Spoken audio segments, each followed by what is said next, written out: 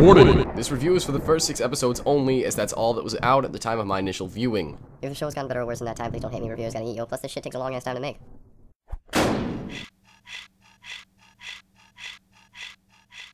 Well, here we are again with another entertaining, but albeit unnecessary story arc of Sword Art Online. Already we're 2 arcs past where we should have originally ended the show, but I'm not complaining. Yeah, the continuity of the plot makes no sense in a logical world, but who gives a shit? Despite its pitfalls, SAO is still a damn fine anime, and beyond that, it's one of my favorites. So, how does the new season hold up so far? Well, if you would just hold your damn horses for one fucking minute! We'll get to that, but first, let's discuss it a little. You know, get to know each other before you start sticking your face in the goddamn meat and potatoes. No, stop doing that! Use a fork! Right, so, right off the bat, I want to take a quick sec to point out some of the questionable plot decisions in the new season. First, we have the addition of 2 new characters. This in itself is perfectly normal and in fact helps keep the plot from getting stale. What's questionable is that they're both fucking weird. There's Sinon, the automaton ass-kicking emotional monolith, and whoever the hell this creepy bureau shat is. I made it funny.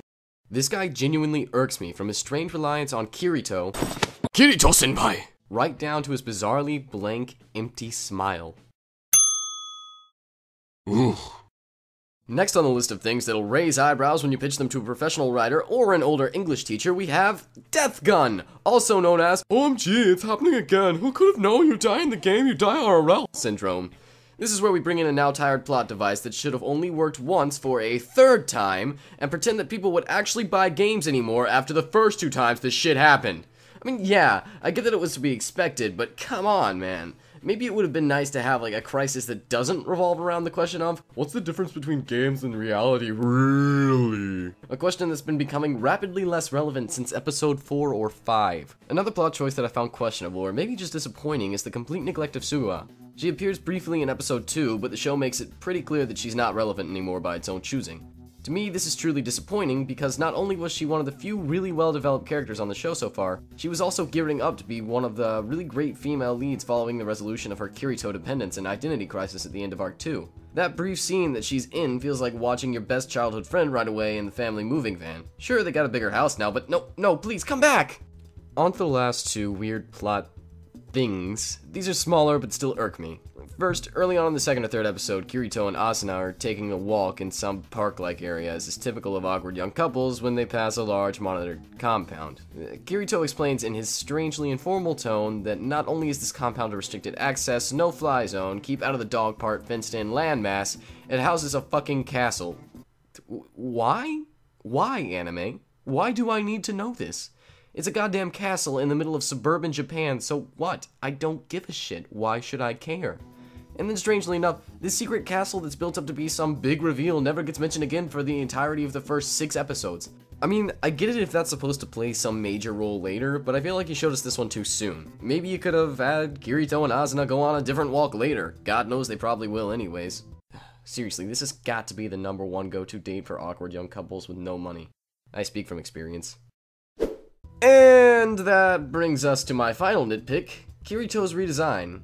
This one's just legit though. Why? Why would you do this? Like, real talk here. Come on, man. What purpose does this serve? These jokes aren't even gonna be any good. Come on, A1. A1, please. Now, like any good reviewer, I wag my tail, pant a little, and understand the bone I'm being tossed is mainly composed of elements taken directly from the light novel. How much, I can't really be sure, because I'm the type of hungry dog that didn't bother to read the light novel first. That said, I won't blame A1 Pictures for the majority of the weird plot decisions, because I know that those decisions were made already in the light novel. Regardless, the meaty bits stuck to the bone taste a little bit funny. But I digress. The majority of Sword Art Online is incredibly entertaining. Even with the somewhat lackluster plot, I found myself consistently engrossed in the action. In more than just a so bad it's good kind of way. It's like, I didn't go see Die Hard 5 for the plot, and SAO 2 is certainly no Die Hard 5. Like, that was just... Who came up with the idea for that movie, though? Like, seriously, I could talk about Die Hard 5 all day and use it to, like, compare it to other movies to make them seem not shit. Like, Die Hard 5, despite being fun, was still a terrible movie. Like, wow, you guys really dropped the ball on that one. Right. We're reviewing SAO2 here. So, what's new this season? Well, for starters, there's a lot less focus on Kirito and Asuna as a couple. This can be looked at as good or bad depending on why you watch the show. Now, personally, I enjoyed their romance. It added slightly more depth to the main characters, plus, Asuna's a badass. Need I say more? We've already been over the new characters, but the show also has a new look in correlation to the move to GGO.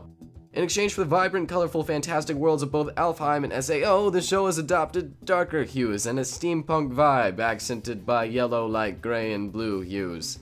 Not a lot of variety, but the show seems to be making it work, so we'll see what happens. Plot-wise, we see a shift in focus from Kirito towards the other characters. While I do like this change, I get the feeling it's probably only temporary, so don't get your hopes up if you're hoping to see more from Sinon and all of them, because, yeah, I don't see it lasting forever. Last up in new stuff is Kirito's redesign. Not much needs to be said for this one. The new season's pacing is somewhat commendable. It manages to grab interest and keep it, while also setting up the story for later. It's not perfect, but it works. Good on you, show. I briefly mentioned this early on, but the new season brings with it lots of new visuals. Like I said, lots of the color has been swapped out for darker, more serious tones, with most of the color coming from accentation. In a way, I feel like this fits the new season. The change in environment marks the departure from charming romance to serious action-adventure. Through this transition, the show maintains its air of mysticism as well as gaiety in places. Plus, it's not all dark and dull. Kirito's grape-flavored lightsaber adds a bit of, flavor as well. Yeah? Get it, guys? Well, with all that out of the way, that brings us to the good, the bad, and the bullshit. This is the part of the video that's going to be a bit spoiler heavy, so you may feel the need to skip to the end. There are no major spoilers, but you may lose a sense of the, air quotes, magic, so be warned. Click the annotation to skip ahead to the verdict. Go on. Click it. Click it, you little shit. Skip the comedy, see what I care.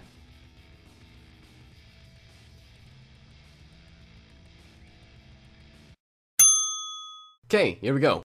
As always, the action sequences are phenomenal. Not only are they well animated, they're properly choreographed as well. At first I was unsure about the transition to gun use for action sequences, but they've done well here. I know I was ragging on him earlier, but Death Gun is actually nice change in pace and plot. I mean, sure, the conflict he creates is the same, but at least this time it's slightly different, I guess, just a little bit. Like, just enough that I'm not totally furious. The show mocks the righteous villain concept this season, which I really appreciate. When Death Gun is first introduced, not only is he not taken seriously, the other characters mock him.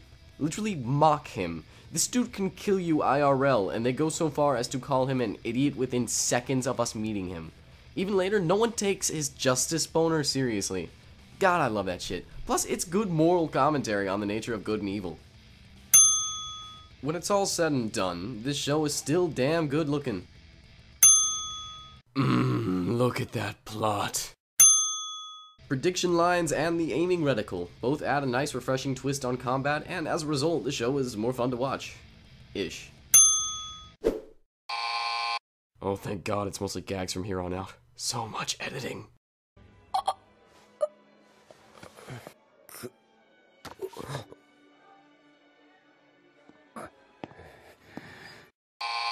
So, for a brief scene, they showed the characters hanging out in Alfheim, and it looks, well, yeah. I mean, really, look at those trees. Hey there, Alfie. You don't look so hot there. ってるでしょ。リアルの話を持ち出すもんじゃないですよ。そうそう。向こうでもこっちでも寂しいソロだからってさ。だよ。お前らだって何年も春が来ないくせに。 Hey, that's not funny. I'll have you know I'm offensive and I find this MMO player. The whole "it's not a game, it's our life" theme is still being thrust down our throats this season. As a certain Ice Queen lacking control would say, I repeat back to the writers. What, were you expecting something else? Or maybe something else, sir? Let it go, let it go. 何ですか？あんな感じです。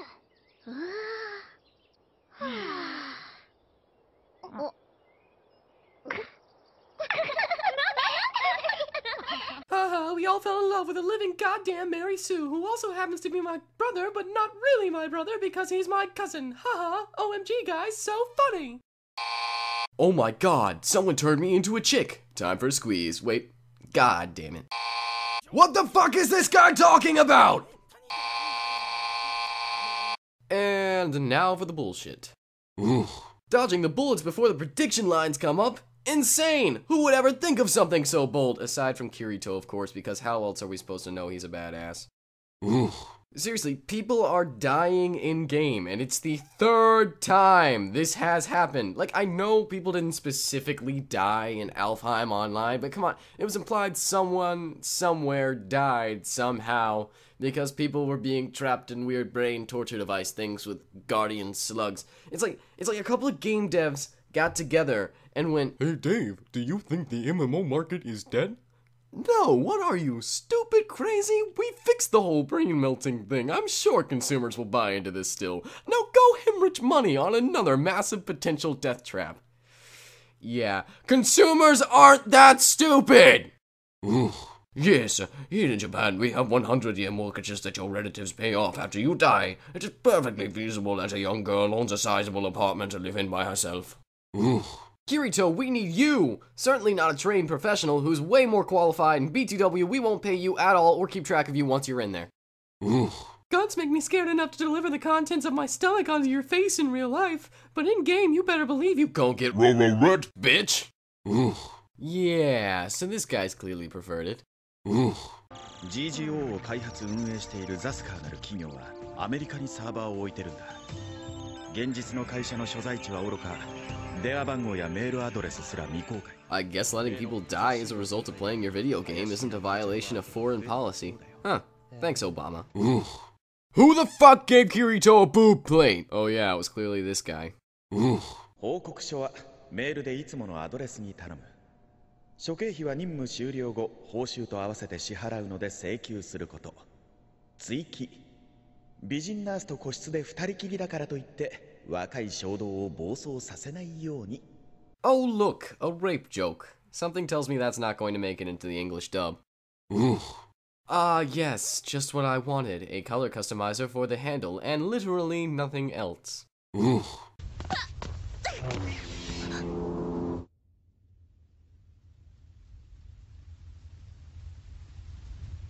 God damn it, Kirito, another fucking love triangle! So, in lieu of the seemingly large amount of bullshit, how did I feel about the show overall? Well, despite all of its problems, and there are a lot of problems, SAO is still a really good show. I don't think I'd put it in my top 50 anime, maybe in the upper 40 if I did, but in the end, the show is fun and entertaining. That's what SAO is, and always should be. Like I said in the beginning, I didn't watch Die Hard 5 for its plot. To anyone who has not already seen it, I recommend watching it soon. I personally am waiting for the dub, as much as I can't stand Bryce fucking Breathy Throat can't voice act his way out of a paper bag, shouldn't have been cast as Aaron Yeager Pappenbrook. I find myself drastically missing Jeremy Lee. And, not having to pause the video to catch up with the subs. That's a bitch. Now, with the new episodes airing for the foreseeable future, what do I hope to see from this show? Reasonably speaking, of course. First off, I want to see Kirito's saber technique catch on with the other players. Maybe complicate the plot a little. Second, I need some serious character development. Like, I was promised this would happen, and I'm seeing no indication of this so far. We still have the same Mary Sue fucking main character, even though we've had character development from pretty much everyone else, regardless of how new they are. Step up the game, A1 Pictures, come on now. There's literally nothing interesting about Kirito, along with Asuna and Sinon to a lesser extent, but at least they have some backstory. Yeah, give them all some more backstory even. More motivation. Sinon is well on her way, now fix Kirito. I didn't make this a gag and BS because it's only the first 6 episodes, but come on guys, it's time. Following this, no more love triangles. Shit's getting, no, scratch that, shit's already ridiculous. Next up, more Asuna. Just more of her being awesome, enough said. Lastly, keep the current character roster, no more expanding for this season. If you want to mix things up, bring back older, still living characters. An emphasis on still living. And with that, we're done. Thanks for watching, like and subscribe if you want more. Next up on Anime Reviews, Soul Eater not. Just kidding. I could never do an unbiased review of anything pertaining to Soul Eater, I love that shit. Kim X Jacqueline for the win. I will see you all next time, ladies and gentlemen. Bye-bye.